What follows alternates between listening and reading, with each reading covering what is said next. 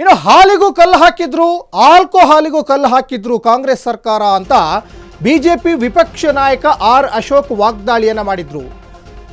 ಹಾಲಿಗೆ 2 ರೂಪಾಯಿ ಜಾಸ್ತಿ ಮಾಡಿದ್ರು, ಆಲ್ಕೋಹಾಲಲ್ಲೂ ಕೂಡ 10 ರಿಂದ 20 ರೂಪಾಯಿ ಜಾಸ್ತಿ ಮಾಡಿದ್ರು.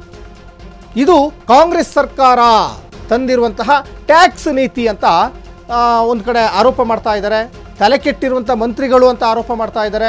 ಈ ಸರ್ಕಾರ ಬಂದ ಮೇಲೆ ಪ್ರತಿದಿನ ಟ್ಯಾಕ್ಸ್ ಟ್ಯಾಕ್ಸ್ ಟ್ಯಾಕ್ಸ್, ನೀರಿಗೂ ಟ್ಯಾಕ್ಸ್ ಹಾಕ್ಬಿಟ್ರು ಇವರು ಅಂತ. 14 ಬಜೆಟ್ಗಳ ಚಾಂಪಿಯನ್ ಸಿದ್ದರಾಮಯ್ಯ ಕೊಟ್ಟಿರುವಂತಹ ಗಿಫ್ಟ್ ಇದು ಜನರಿಗೆ.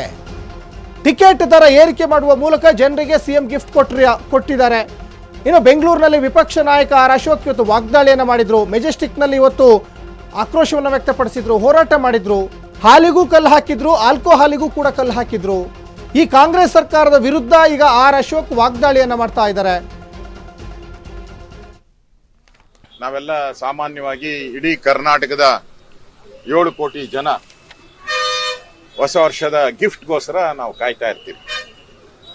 ವಿಶ್ ಮಾಡ್ತಾರೆ ಎಲ್ಲರೂ, happy new year, happy new year, ಶುಭಾಶಯಗಳು ಅಂತ. ಮೋದಿನೂ ರೈತರಿಗೆ ಗಿಫ್ಟ್ ಕೊಟ್ಟಿದ್ದಾರೆ. ಹೊಸ ವರ್ಷಕ್ಕೆ ರೈತರಿಗೆ ಗಿಫ್ಟ್ ಕೊಟ್ಟಿದ್ದಾರೆ. ನಮ್ಮ ಸರ್ಕಾರ ದ ಗ್ರೇಟ್ 14 ಬಜೆಟ್ ಚಾಂಪಿಯನ್ ಸಿದ್ದರಾಮಯ್ಯನವರು ಕರ್ನಾಟಕದ ಜನತೆಗೂ ಗಿಫ್ಟ್ ಕೊಟ್ಟಿದ್ದಾರೆ. ಆ ಗಿಫ್ಟ್ ಏನು ಅಂತ ಹೇಳಿದ್ರೆ ಬಸ್ ದರ ಏರಿಕೆಯನ್ನ ಮಾಡಿದ್ದಾರೆ. ಆ ಬಸ್ ದರ ಏರಿಕೆ ಮಾಡೋ ಮುಖಾಂತರ ರಾಜ್ಯದ ಬಡವರಿಗೆ ಒಳ್ಳೆಯದನ್ನ ಮಾಡಿದ್ದಾರೆ.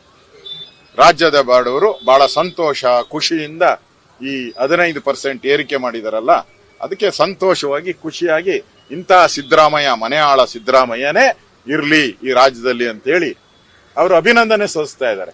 ವರ್ಷಕ್ಕೆ ನಾವೆಲ್ಲ ಸಾಮಾನ್ಯವಾಗಿ ಇಡೀ ಕರ್ನಾಟಕದ 7 ಕೋಟಿ ಜನ ಹೊಸ ವರ್ಷದ ಗಿಫ್ಟ್ಗೋಸ್ಕರ ನಾವು ಕಾಯ್ತಾ ಇರ್ತೀವಿ.